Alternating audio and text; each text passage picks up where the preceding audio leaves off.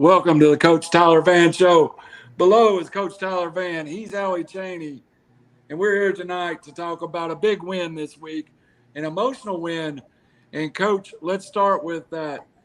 You went just down the road a few miles and played a team that was ranked number 4 in the state and came out with a fairly impressive victory.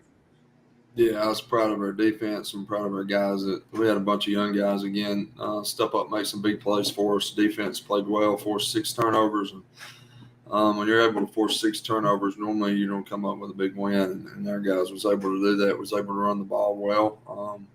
We threw it for 102 yards, but they were mainly on 2 or 3 plays. We got to get better in the pass game. As far as I got to get better at calling the pass game and getting our guys in better situations. And we got to throw and catch a little better, but overall, I feel like we're getting better in the run game. Our offensive line, we miss blocks, but at the same time, we're firing off, we're moving people, and if you're giving full-out effort, you can afford some mistakes here or there just because your effort's good. But we still got to clean it up. And, if we want to be a playoff team and do something in the playoffs, we're not to start cleaning things up and stop relying on just our effort to make up for it. But anyways, overall, really good win. Really happy for our guys, but that's in the past now. We got to move forward and find a way to win this week.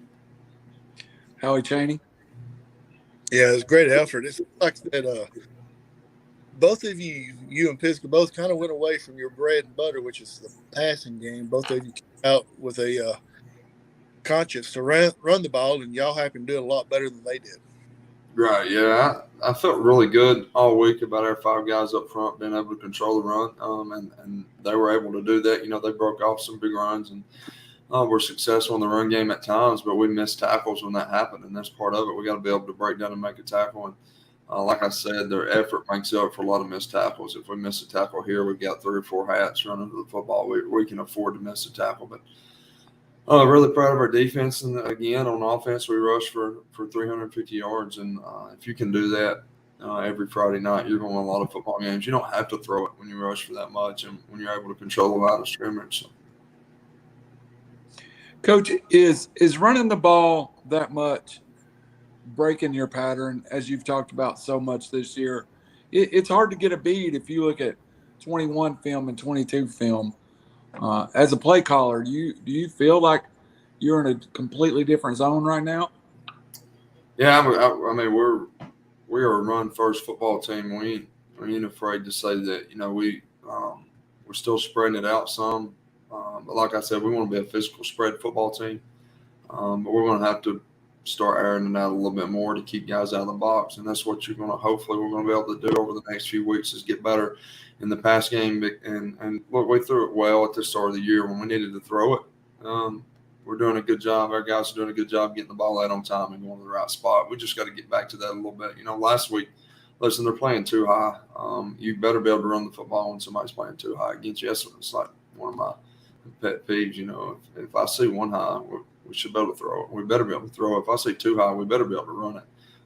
So we saw a lot of too high last week. We ran it a lot, and our guys did a really good job. We went away from we're a strong, heavy run team. Like if we're heavy right, we're running right. Well, we ran a lot weak this past week, and we was able to do a really good job on a weak side run, and I was proud of our guys.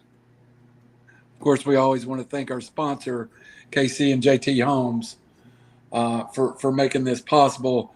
Howie, one more question, and then I think we'll change it up just a little bit here. Go ahead, sir. Yeah, back to Pisgah.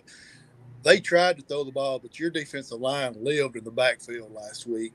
If I'm that quarterback, I'm having nightmares of 51-33 all night long. Yeah, the best pass coverage is a good rush, and our guys do a really good job of getting that quarterback moving or getting him, getting the ball out quick before he really wants to throw the football. And our guys did a really good job of that up front, and our DBs played really well on the back end. I think we had 2 guys get behind us. They hit one of them, missed the other. The running back got by us, one of our outside backers that they caught, and it was a holding. 3 times we got beat. But if we're in phase somewhat, it takes a perfect throw, then you live with it. But our guys did a really good job on the back end this week, regardless of how good the rush was. I was really proud of our DBs and how they were able to play in the football game. Well, Coach, we told you we're going to bring in a special guest tonight. We've got a young person that's wanting to get into the media, and we're going to give them an opportunity here at River City Media to be a correspondent for us. So Coach agreed to let them ask him a few questions.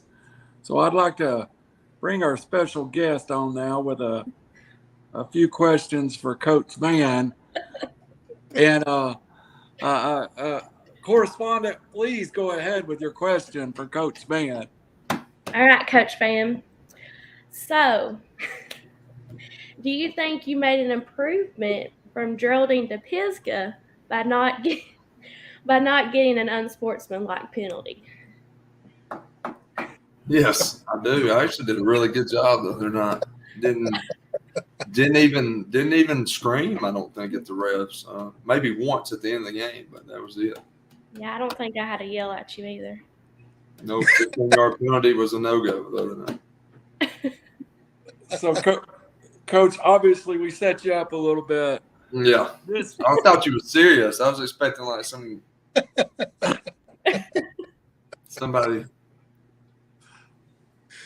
what we wanted qualified to ask questions. Hey, just remember, I'm your number one fan. I'm just kidding. We wanted to do this too. Coming off the win, we thought this was the appropriate time.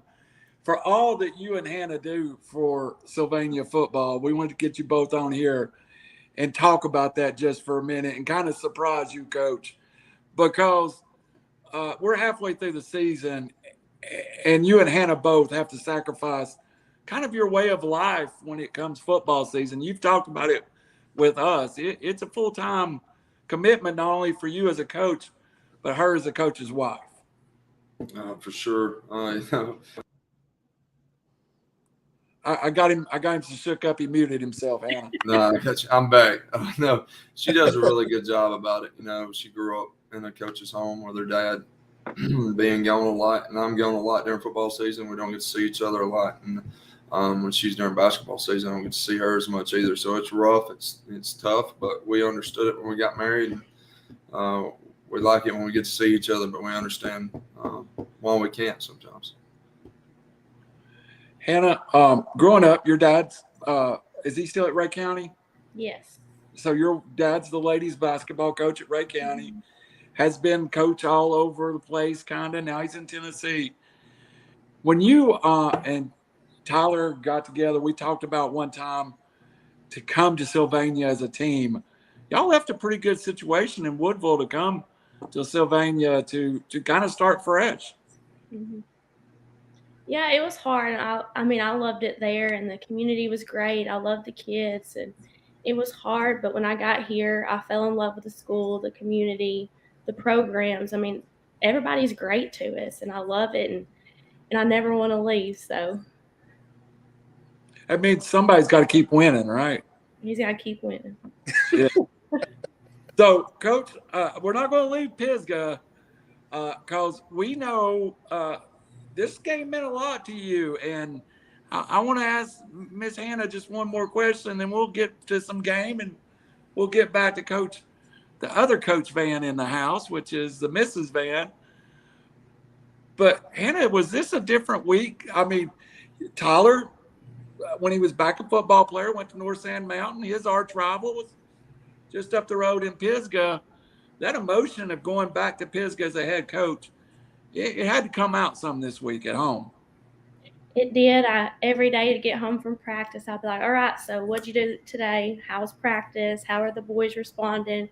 And I kept telling him, we got to run the ball. We got to run it. We just got to keep going till the end of the fourth quarter. When the buzzer goes off, we're going to keep playing.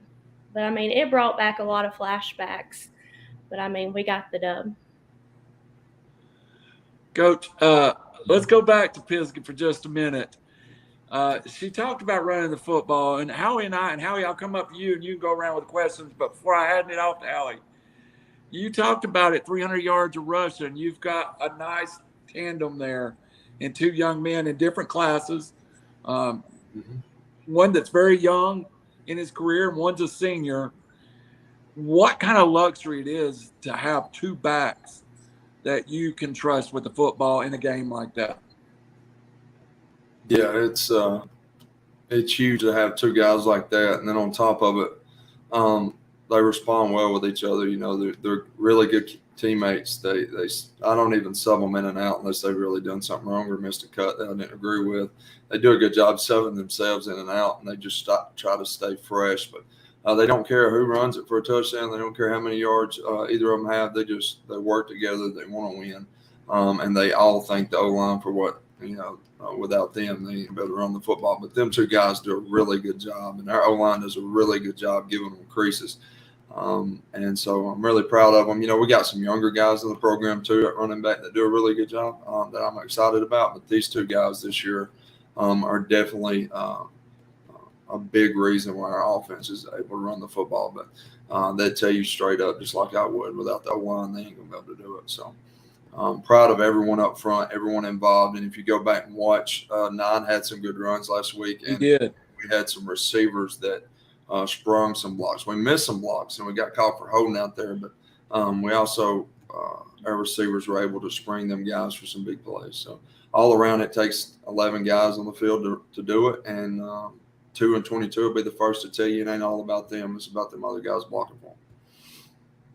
Howie, Chaney, your questions, but I want everybody that enjoys this show, I will give you some background here. Coach Vann and I did not know each other, but Howie through Hannah got us introduced, and Howie kept working me, going, "Hey, we got a unique opportunity with Coach Vann. He likes to talk about football. We got a unique opportunity." So I tell everybody the reason this show exists is Howie Chaney and Hannah Vann. So they were really the creative direction. So Chaney, you take it from here, and I'll sit here and I'll just be me. I've known Hannah since she was in 6th grade, and she would practice with my junior high team up at Northside Mountain. And so I've known her for years. And I went up to her after the game, the Geraldine game, and said, "Hannah, I've got an idea." I said, "Would you come on the show?" I said, "I'm going to run it by Randy, but I don't think Randy will have a problem with it. Will you come on the show?" Her first response was, "Tyler will die if I do." Answer was, I did see that look there for a minute, like, what are these idiots are doing here? and her next response was, "When can we do it?" And I said, we want to make it after a win. And after beating Pisgah, what's a better time to do it?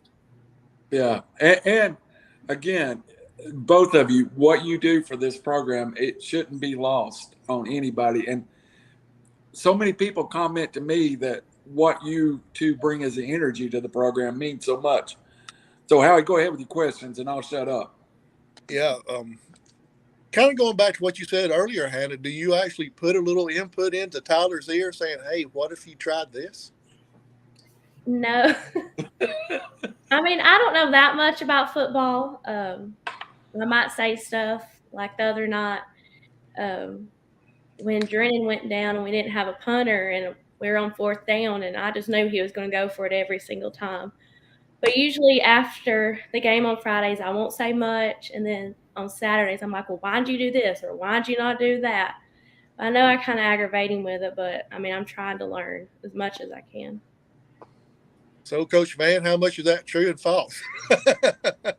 It's true. It's true. I thought she wasn't going to tell the truth. She told the truth. But, you know, it's great to have y'all on the show. Appreciate y'all taking the time. For Randy, you don't know this, but Hannah's actually at the field house and snuck in without Tyler knowing about it. And she didn't. It wasn't difficult today. I come straight in practice sitting down. You actually picked probably the worst Tuesday to do it. I'm not in a good mood. I'm gonna try to lighten up a little bit. I've already been warned. You're okay. Coach, we're just trying to cheer you up, buddy. No, you good. It worked. Good deal. Randy, I know Randy watched the huddles on Saturday or Sunday. May have watched it Monday. Anyway, I want to talk to you about the one run that everybody's been talking about. It started out like a 4-yard run with 22. Then all of a sudden, everybody joined in and ended up being, I think, a 15-yard run. It looked like a rugby scrub. Never seen a a run like that before in my life. I've seen the 4 or 5 yards, but turned into a 15-yard run. Coach Vann, what did you think about that? I loved it. Guys, it's just effort. I just want to, and them guys pushing the pile. I wish, I like how they let it go, but it's also a very dangerous play. And the way the years was going, I was like, just blow it, just blow the whistle, it's gonna be okay. But after we got the first down, that's impressive from my standpoint. I love the effort that our guys play with on Friday nights. And I know that Coach Wilson kind of bowed up a little bit there with his chest swelled up, knowing that his strength and conditioning made that happen. Yeah, I believe it.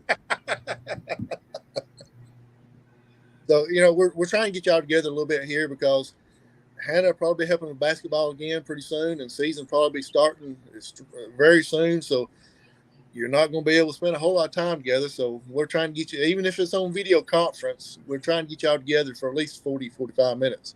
Appreciate it. That's the love that we're trying to show y'all right now. Hey, Coach, in the going back to the huddle, Howie, in watching it and some of the cut-ups that was there, of all the games this year, I thought the effort was at max level. I really thought everybody played hard. Was this a locker room before the game that you just sensed they were ready to play, or was it when we hit the field you knew? Well, when did you get the vibe that everybody was just in that football Friday night mode? I knew it all week, and every week I feel that way. Most every week I feel that way. I feel like our guys, I never question whether they're ready or go. I never question whether they're complacent or anything. But our guys was ready to go. They're doesn't matter how many games you win. We're going to be disrespected every week. So we took advantage of the hearsay. We took advantage of what the other team thought about us, and we didn't need the extra motivation, but we appreciate the extra motivation. We're not trying to win every Friday night, but we sure enjoyed hearing the talk from everybody, and it really fueled the fire for our guys, and our guys came out ready to play. I could hear the guys talking about it to each other on the sideline before kickoff. They were repeating the sayings that I'd wrote all over the whiteboard because they knew exactly what that other team and people over there were saying about them, and they wasn't very happy about it. And I was proud of how they responded to it. So our guys played with a lot of effort, a lot of class, and I'm proud of them. I told them never post anything. Don't give the other team anything like that. Don't talk. We talk on Friday nights, and that's how it's going to be. But, the effort thing is every Friday night I take pride in how our football team plays effort-wise. And Friday night was no different. And if you sense a little bit more, I would say it was more because of you can thank the other team for that, I guess. Sometimes your biggest motivator is standing across the field from you. Mm-hmm. I did. I'm not trying to give anybody no whiteboard, but I did steal something from Miss Hannah Vann's Facebook, and I was really, really, I was really proud to steal that one. Coach, it was like when Howie was texting me, I got actually upset with him. May have to make Hannah start texting me because Howie got in a chain with everybody giving me scores, and I couldn't make out what the score was. So I was yelling at Howie, who's winning? And finally he said, "Who do you think?" And I was like, Sure. "Okay, all right." So, Coach Vann, going away from that last week, and Hannah, I want to ask you this too. This is a big week around the school, and it's a big week for the kids to come down from winning a football game like this, and it's homecoming week, and it's distracting. And sometimes I remember homecoming week just seemed like busy all week. Does it get into your game prep at some point? Yeah. Well, yeah. I think the biggest deal with, we played a lot of good football teams early in the year, and we're going to play a lot of good football teams late in the year. And when you win and people start telling you how good you are, it's homecoming. You knocked off the number 4 team in 2A. You beat Geraldine. You've set yourself up for a 2 seed in the region if you take care of business. And the key part of that is taking care of business late in the year. It's complacency creeps in everywhere. No, complacency creeps in the field house everywhere. And just magically we think we're going to show up at practice and people just going to lay down that we play against. And it's very hard to keep complacency out of the building. But if the biggest key for me is just stay hungry for what you worked for since December. Like, why waste all that work? Because it's homecoming week, because you think you're going to walk out there and win a football game against a Glencoe team that's really good on both sides of the football, regardless of what everybody else says. They play hard. They're really well coached on the offensive side of the football and defense, but the offensive side of the football, you can tell they're way better than they were in the past, and they've run the football on everybody. And if they've taken care of the football, I think they've won more games than the record shows. They're a good football team, but we're not going to roll out there and beat anybody on our schedule. And when you let complacency creep in everywhere in the building, you're setting yourself up. So you need to fix it before you have to answer for it in the future and have to win, put yourself in a bind because you lose a game you shouldn't lose. Because yes, it's a distraction. I love homecoming.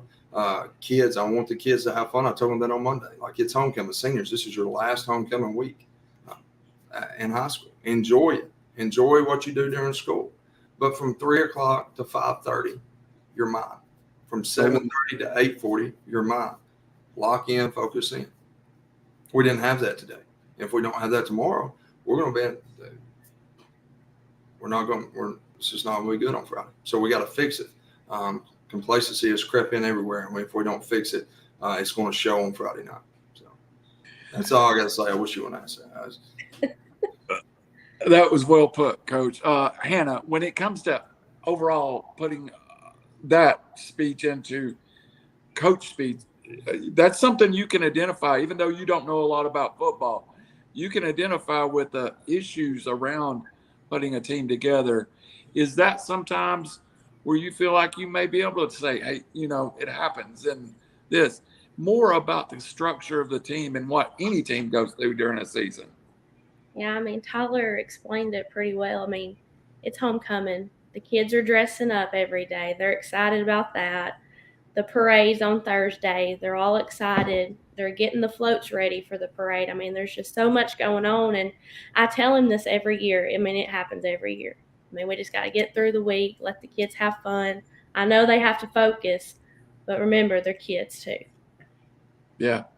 Howie, Chaney. You know what? Y'all know a little bit about coaching between you two. I'm kind of learning something here. Howie, Chaney, go away with it, my brother. Yeah, I'm going to ask about homecoming. That won't make Tyler mad, I hope. But what was the best, not a backpack, that y'all saw today? Or did y'all even pay attention to it?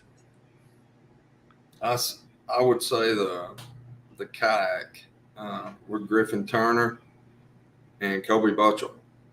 And I hope that didn't have anything to do with Turner missing Reed today at practice. I hope. Hey, can I comment? Even though I don't teach at Sylvania High School, I do have my inside sources. Mm-hmm. I went with the pink Jeep. I kind of like the Jeep riding around through the hallway myself, but we'll go. Not that I have inside information, but well, I wasn't at school today, but I did see pictures, and I did love JC Pickett with the pink Jeep today. I was at band practice. The one that I saw that I liked was one of the band members came toting out with a microwave. They had their books in a microwave all day today. Oh, so that was pretty cool. One of the band members was actually going to carry one of those little mini fridges, but when he went to pick it up, he said it was too heavy with books and everything, so he kind of scrapped that. So, but like Randy said, hey, it's homecoming week. They got to enjoy it while they can, and especially Coach Vann. He made 4 mamas cry just a few minutes ago when they said that's the last homecoming that they're going to have this week. Do y'all have anything special that y'all could tell us about as far as Friday night going on? Yeah. You know more. I only know one thing going on Friday. That's it. Well, they have the high school, homecoming court. They'll pick a queen, and they do the same thing for elementary, which is really cool because you haven't seen that at most schools. So they'll pick a king and queen, or it might be prince or princess. I can't remember. Cool. Good deal. It's homecoming week. Parade's Friday night. Will y'all be in the parade, Coach Vann? Will the football players be in the parade? We will. Varsity and junior high both, and the Pee Wee. Everybody will be in it. Will you be in there as well? I will be sitting with the football team. Awesome. Hannah, will you be in there somewhere? I might. Oh, I might be with the touchdown team. Okay. Good deal. Y'all never know when I might show up, so just don't doubt. Touchdown. Explain that to us, Hannah. What is the touchdown team? So it's they're basically managers, and like they do water. I mean, they do a lot of stuff throughout the week. On Friday nights, they make sure everything's packed and ready to go. And the girls have to be on there for 3 years on the touchdown team, and I'll give them a book grant their senior year for college. Nice. That's good. Coach, let's go back to Pisgah real quick. Speaking of the touchdown group and all that, a great crowd for Sylvania came out Friday night. Huge crowd. I think it's the biggest crowd that I've seen it since I've been at Sylvania. Student section was big. I was proud of the student section, band, everybody. That's the largest I've seen the student section. We appreciate them. We hope it's like that every Friday night because we need them to be loud. We need stands packed like that every Friday night, regardless of who we're playing. We need you there. We play Glencoe this week. It's homecoming. And, again, they're a good football team, and we need everybody out to support our guys. And just like I tell them about complacency and you've worked too hard to throw it away, we need you. They've worked too hard for you not to show up, support them. So we appreciate everybody who does. So do you get to choose who the homecoming team is, or is that something the school does? I do. The girls have to fill out an application and get teachers to sign off on it, and then I will decide who will be on the touchdown team? Mm-hmm. Is that what you was talking about, Howie? Actually, it wasn't. But I'm sorry, that's what you're talking about. That's what. No, they set up homecoming court, and I think they. I don't really know how they decide. I thought as far as a homecoming game, who chooses who's going to be the homecoming game? Oh, who chooses? Yeah. That's, I know, but I ain't telling you. Okay. No, I'm just kidding. Would you rather it be a non-region game? Let me just put that question out there. Would you rather be a non-region game than a region game? Definitely. And so then I had to choose the homecoming game when it wasn't like Sachs was at home. I didn't want to do game one, homecoming game. We went to Pisgah and we're going 2-5 in the other two non-region games. So I didn't want it to be later in the year because we have senior night coming up. We have Pee Wee night coming up. I wanted it to be early. And we chose Glencoe, and I really messed up. I promise you, I picked a good football team. There wasn't an easy. There's not a homecoming team on our schedule, so yeah. But normally you have one or two that may be down, but we really didn't have one, so I just had to choose one. No disrespect to Glencoe, I promise you. We expect them to come up here and play a really good football game, and if we're not ready to go, we're not going to come out with the result we want it to be. Coach, let's go ahead, Howie. Well, no, I was just going to make the comment that if you had Auburn on the schedule, that'd been a great homecoming game. They may not be as good as some Tennessee. of the. Well, Tennessee's getting cocky after that win this past week. They beat Florida, so it's over now. They've done what they've set out to do. So, well, I'll get back to being nice after that comment. But, Coach, I did want to ask you. You talked about it a little bit. You have a block here where it is region. You're going to go Glencoe, Piedmont, Ohatchee, Geraldine, I think it is, or if I got last year's. You got it's Glencoe, Plainview, Hopes Bluff, Westbrook. Yeah. All right. So you got this block. I don't know how. I must have last year's. No, I know what I got Glencoe's up. I was trying to see what their schedule was. Okay, you got me squared away there.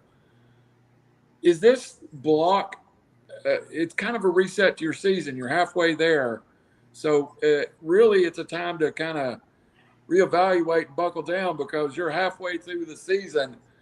I think this is game 6 and 7 often sets the tone for the rest of the year. Do you find that in coaching that game 6, game 7, it's kind of what pivots the last part of your season? Yeah, it's just like starting the year off the right way. It's the halfway point, and nobody cares that you're 4-1. Nobody cares how many games you won up to this point, especially the other team. They don't care. And if you don't finish the right way, really, who cares that you're 4-1? I mean, if you don't win the ones you're supposed to win and take care of business, the 4 you won earlier in the year didn't do anything for you. So, we set out with a goal. You set goals, and you should stay hungry and stay focused on the goals you set. Bottom line, like you've set goals. They're reachable. They're attainable. You've set yourself up first half of the season to attain the goals that you've set. Don't lose it at the end. Don't lose it in the last half of the season. So we got to continue to work regardless of how many players are injured, regardless of who's playing or who's not playing or who's hurt or who's playing 75%. None of that matters. You got to go out there and prepare the right way, and you've got to be full speed regardless of who's standing on the side out there watching practice and who's injured. None of that, you can't control it. The only thing you can control is your effort at practice, how you practice, and then how you play. That's it. That's all you can control is yourself as a football team. And so our guys have got to do a really good job of that the rest of this week and the rest of the season, or this season's not going to turn out exactly the way we want it to do. But our guys, I believe, is going to fix it. We're going to do things the right way the rest of this week, and we're going to be prepared to go out there and play a football game and start the second half of the season, like you said, off the right way. So it's to clarify, Glencoe, Plainview, Hokesborough, Westbrook Christian, and Fife. Correct. That's a daunting task. Is there any challenge sometimes to, and you've talked about this homecoming week, it's Glencoe, it's a region game. Do you find the kids start looking, we've got 4 more games or we got 3 more games? I remember I played on a football team, wasn't very good. We wasn't near 4-1, that we could tell you how many games we got left and how many practices we got left. It's time. You can get a little complacent, I guess, is the word. And you've talked about yourself. Will you then hit more? Will change practice up or keep the Tyler Vann program the same? I think some of the complacency can fall back. It's my fault. I got to keep them on their toes. I need to change some stuff up. At the same time, I don't hear them talking about that myself. I'm sure they do talk about it, but they also are not. They look at scores. They look at the team's record. They look at all that. They look at who they played that we've played and looked at how it turned out. And none of that matters because you match up with different teams differently. So it's all about how you match up with a football team across from you. And none of the other scores matter. None of them. So if you don't start looking at scores next week, they might be playing you by 2 scores. They beat us worse than that. So don't look at scores because it don't matter. You can throw them out the door. You got to prepare the right way for 4 days, and you got to go out there on Friday ready to play and prepared to play. And so our guys, I think, is going to answer, but they probably do look ahead, and they look too much. They don't need to look ahead. They need to look at week by week, and most of them try to do that, and they understand it, but. It's also very difficult sometimes that if you start out the right way, you get to this point in the season, they think that the other teams look at you and care that you've done that. And they really don't care. So we've got to be ready to go. They don't, Coach. Now, you just said it. That's $1 million question. Other teams don't care you're 4-1 or you're number 6 in the state or number 4 in the state. Pisgah was I think it's actually motivation last week for the kids to go up there and be picked. 12 against 13 and number 4 in the state. And sometimes it's odd things that motivate kids. You talked about having to choose, and it sounded like it was gut wrenching, having to choose Glencoe and it being a region game and mid-season. That's putting a lot of eggs in the basket this week. You really need a good week of practice headed into this game. need a good week of practice. We need to get guys healthy. We're not holding anybody out. If they're healthy to play, we're playing them. Glencoe's, like I said, I had people come up and ask me, like, is so-and-so going to play? Either way, if he gets cleared, yes. I'm not holding anyone. We need everybody that's healthy to play. This is a huge game. It's a region game. And anybody can beat you on any Friday night. And we shouldn't have to talk about it. I shouldn't have to answer that question, really. Glencoe is very, very capable of beating our tail. And if we're not ready to go, that's what's going to happen on Friday night. So it's very difficult on homecoming week. And when a team, when players look at records, and it's like I tell them all the time, we're not practicing and preparing every week to just beat that one opponent. Like, we should be preparing and getting better at us so that we can win the games in the playoffs. Right. Win. If we're not getting any better, we make him better. But we can't. There's nobody on our schedule. We're just going to rely on God-given talent and win the game. Nobody.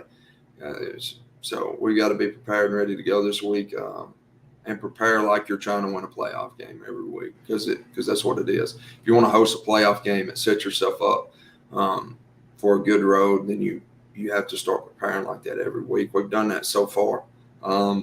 Yesterday wasn't a terrible day, but we got to get today fixed. All right, Mr. Chaney, you got any more questions for Coach Vann? I got a couple for Hannah at the end of this, but let me go ahead and let you Hannah, I'm not going to ask you if you roll the safety on a two-a-tie or where. Go ahead, Howie Chaney. I kind of want to go back to what Coach Vann's been talking about the last few minutes. This 3-game stretch with Pisgah, Glencoe, and Plainview off the field probably got to be one of the toughest of the year, because of Pisgah being a rivalry, homecoming week, and then another rival game with Plainview. And you're talking about you don't want your players to look ahead, but do you think someone might be looking ahead to next week with Plainview? Possibility. I told them last year, we never want, even in rivalry games, like, we want to be talked about more than we talked about the other team. Like, it's just another game that we're excited about playing. Bottom line, our guys last week, we didn't care that they were ranked 4. We didn't care about who it was. We just wanted to prepare the right way and go out there and play a good football game against a good football team and dominate the ball game. That's our goal every week. So, yeah, and it's hard. It's difficult these 3 weeks, like you said, being that way. But we got to be more mature than that. I don't care how many seniors we have on the football team. They were around last year. So we got to be better than that. We got to continue to prepare the right way and get that fixed, because if you're looking forward to Plainview, you may be going into Plainview 4-2. So why do that? And you said practice wasn't great today. Was it Coach Wilson music playing today that caused some of that? Can we blame him for it? No, it was just a lack of focus from I wouldn't say everyone, but the few, the majority, and it didn't ever get fixed. Just a lack of focus from everybody on that football field. Everybody that stepped foot on that football field today was a lack of focus from me all the way down to the last one. I'll say me. I mean, I'm going to take the majority of the blame for it, but we got to be better than that. Well, I'm looking forward to some of these questions Randy's got for Hannah. So go ahead, Randy. Well, I just want to comment one thing. A great speech, Coach. That's really well put together. I compliment you on that. Hannah, where do you like to watch games at? I mean, are you in the stands and you can hang up there, or are you back in the end zone by yourself? Well, I'm far away from everybody. I don't like to be around people, so I don't have to listen to people say stuff. But, I mean, I'm far away. But I was brave this past week, and I was in the middle of everybody. And, I mean, it was fine. But, I mean, it's just hard as a coach's wife to sit in the stands. Yeah. Do you, on game day, in all the chaos that is game day, what do you focus on? Or is there something that you need to do for Coach Vann? Or is there something you need to do for the Spirit Squad? What's your day like when it comes to game day? Well, make sure that he has his gear when he leaves the house every morning. Every Friday, he'll usually forget something, and I'm nervous all day because I love to win. I don't like to lose. So I'm nervous, and then I'll go home after school, get ready, and then I'll come back up here and make sure the touchdown team has everything ready to go and packed because I'm not getting yelled at before the game if we forgot something. So, what is the weekend different if you win on Friday night or lose on Friday night? Is it hard for Coach Vann to put that Friday night? It's probably easier on a win than it is a loss night. Oh yeah, it's easier on a win. On a loss, he's mad all weekend. He'll watch film and say, we should have done this, we should have done that. And then by the time he comes home on Sunday nights after film all day, he's different and he's ready to go to get the next team. All right, last question, Hannah. When we all got to know Coach Vann on a kind of a personal level, and as far as I know, we're the only show like this in the state, and we've been able to bring some of the personality of the other coaches around. What is it like for Coach Vann's relationship with the other coaches? Because it just seems like they are a very tight-knit staff. Does it bleed over to the wives and the kids, and it's just seems like a big family union almost? It is. We're all like a family. I talk to the other coaches' wives weekly. I check in on them to make sure they're doing okay if they need anything. Because, it's hard because most of them have kids and their husbands are away, every day for long periods of time. And, we're just a big family. We're all best friends. And, I've never really had that at a program, but, we talk to everyone. That's awesome. All right, Howie Chaney. I think Coach Vann wants to watch film and go home and relax. You got any more questions for him tonight? I want to follow up on one of Hannah's very first questions. If she brought look at her laughing, she brought a yellow hanky home and threw it down when you got mad, would that calm you down for the next day, like you did from Geraldine to Pisgah? No. Don't working. No, the biggest reason I really didn't go into the game at Pisgah thinking we're going to, the calls are not going to go our way. I expected it at Geraldine, and then it happened, so that makes it worse. But no, I really, all the officials, I'm happy that they do what they do, and our association, I'm biased because I feel like our association, Greater Sun Mountain, does a really good job of not doesn't matter what association you use, where if you use Northeast and you come over here and play us, Greater Sun Mountain Association is calling it. It don't matter. They're just calling the game how they see it. I'm really thankful for all our referees because we can't do it. We can't play, like I said last week, can't play a game without them. So, Hannah kind of mentioned it a few minutes ago, but I'll come out and ask the question I ask everybody. Do you have any game day rituals that you do or superstitions that you do now? Not really. When I played, I did, but not anymore. Howie, I'm not going to change my underwear until we lose a football game at Tennessee. So I've made and socks. I'm going to go with socks too. Is that much longer? 2 weeks. 2 weeks. We're on bye this week, so we got 2 weeks of being in the top 10 no matter what. So we're undefeated against bye since 2000. Coach Vann, I appreciate you. I appreciate you letting us bring our senior editor, Hannah Vann, on. And Hannah, thank you for joining us. Howie, I think this was great. Anybody, we need to get everybody out there Friday night. Anything else, Coach, to wrap her up tonight? Yes, we need everybody out there. These kids work extremely hard and they deserve everyone being out there and support them and cheering them on. I'm proud of what they've done over the last few weeks and how they've responded to a lot of injuries. I'm proud of everybody in that locker room. We've got to continue to do that and get better. every day if we want to continue to do it. So. All right, Howie Chaney, last words. Anybody that has nothing to do Saturday, show up at Boaz. The Sylvania Marching Rams will be in a competition at 11:15 at Boaz, the Sand Mountain Invitational Marching Band Festival. They are going on second that day, so it's not like you'd have to spend a whole day there. I know they'd like y'all support if y'all don't have nothing going on Saturday. Yes, sir. That sounds great. I'm Randall Cunningham. He's Howie Chaney. That's Coach Vann. That's Coach Vann. We appreciate you watching the Sylvania Ram football show. We'll see you next week.